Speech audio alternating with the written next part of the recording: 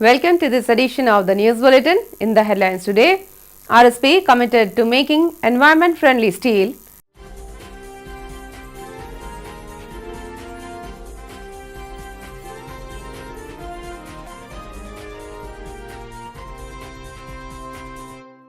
(774th session of mass contact exercise held).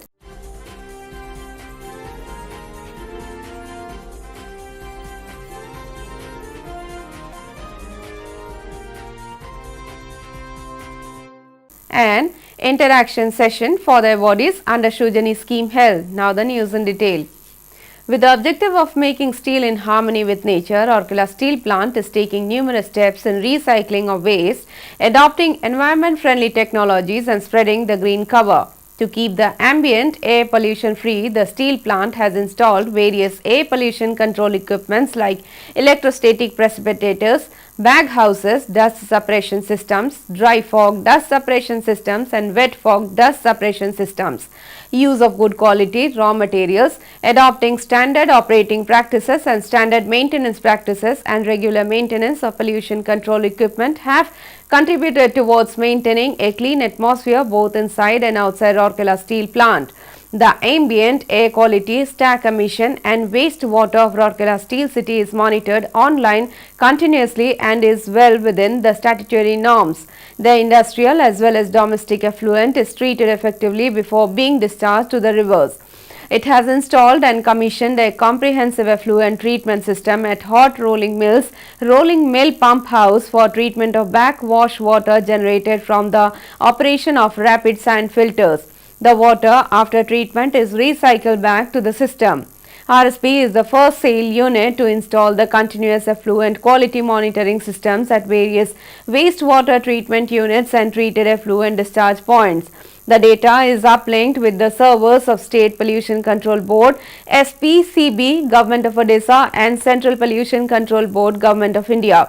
A firm believer in the 4R concept, that is reduce, reuse, recycle and recreate, Rourkela Steel Plant not only stresses on minimum use of natural raw material resources but also on gainful utilization of the waste material.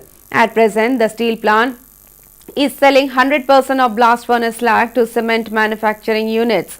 The entire amount of mill scales, blast furnace flue dust, blast furnace sludge are recycled back and used for steel making. 85% of the basic oxygen furnace slag is being used for steel making.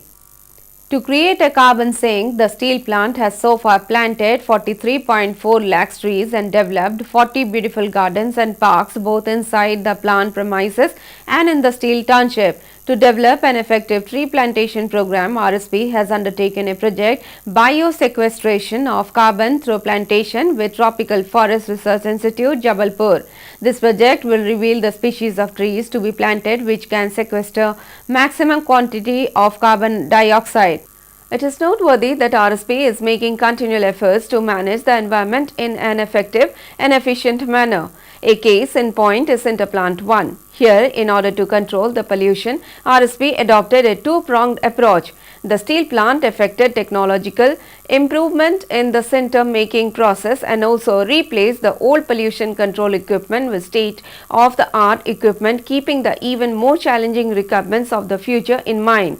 In other units such as SMS1, Silicon Steel Mill and Cold Rolling Mill, RSP has introduced environment-friendly technology with the award objective of creating a pollution-free ambience.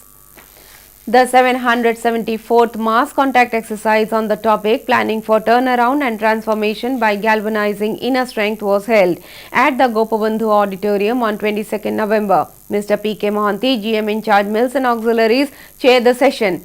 Mr. B. M. Asodi, GM FNA, was also present on the dais. Many senior officers and a cross-section of employees from different units of RSP participated in the session.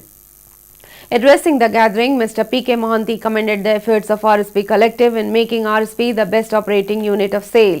He said that RSP was on the right path and there has to be a further impetus to achieve the set goals. Speaking on the occasion, Mr. Masodi urged everyone to bring about improvement and efficiency in their work which would help to realize greater profit. At the outset, a video featuring an interview of Mr. P.K. Singh, Chairman SAIL, by Mr. Ramendra Kumar, DGM PR and COC was screened. Under SAIL Uday initiatives of RSP, the messages of Mr. Ashwini Kumar, CEO, and Mr. P.K. Mohanty were shown. This was followed by a short documentary on safety. Ms. Barkha Sharma, OCT Power Distribution, and Mr. Anil Kumar Jha, Senior Technician, HSM, elaborated on various aspects of functioning of the plant and township and the intervention and status of employee suggestions. A section media coverage showcasing the stories published in media in the previous month regarding the various successful endeavors of RSP was also presented.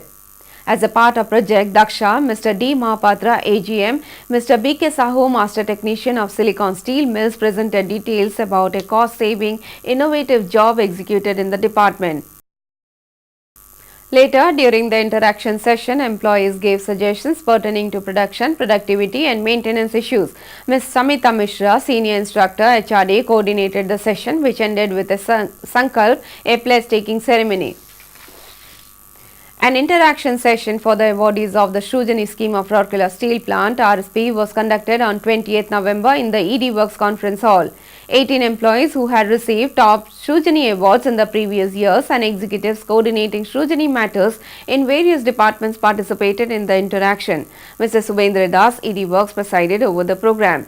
Speaking on the occasion, ED Works stressed upon the need for meaningful contributions from all employees of RSP under the Shrujani scheme, which is instrumental in fostering creativity and innovation of the employees for growth and prosperity of RSP. He also stressed on the need for greater efforts for popularizing the scheme and also for expediting the evaluation process. Mr. Das called upon the participants to put all-out efforts in this regard. During the interaction, various aspects of the scheme as well as scope for improvements were discussed. The participants shared their experiences and gave their suggestions for bringing about greater involvement and contribution from the employees. Mr. R. Mishra, DGM in charge Personal Works, and other senior executives of personal departments were also present. That's all for news today. Namaskar.